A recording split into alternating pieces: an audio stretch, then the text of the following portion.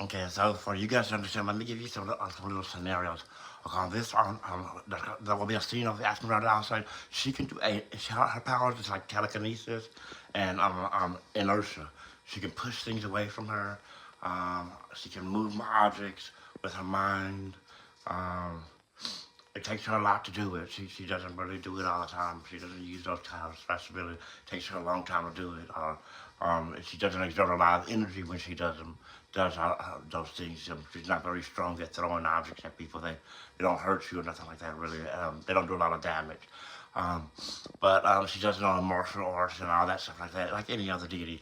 Um, and like she's walking down the street and that man starts to say like the serial killer, you see over her shoulder. He told you she's walking, but she'd be like looking behind her. She'd be like turning around, looking and screaming and crying. Like help me, help me, please. Oh my God. Like looking behind her because that little serial killer is slowly walking behind her through the game over the maps terrain, and he got a little steak knife, kitchen knife with him, and he walking towards you, just walking, and so he just start running up towards you, and when on one of the scenes he runs up on her, she got a car, she runs inside and gets inside a car, opens it, like the keys. Where's the keys? The keys. That's what's happening. And she opens it, gets inside the car, and that little alien starts and blasts his head through the window and starts trying to grab her. And that's when the time attack come on her. You gotta do swipe, swipe, tap, and she'll like kick her legs and kick him in the head. He falls out, and then she gets out the other side and starts running up the street some more. That's how the game plays. It has these little action scenes that pop up as you're watching the action movies. Like you don't move her around.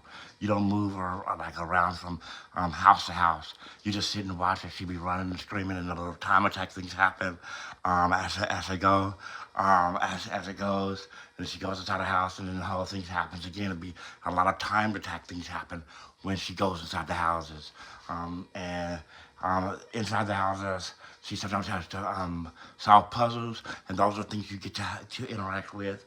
They let you move the things to solve the puzzles. The augmentation happens like that, so you solve different puzzles. You do different little interactive things throughout the sitcom, and that's what it is. Um, teenage sci-fi horror sitcom, live action sitcom. That's what it is. That's how it plays, and that's what it's about.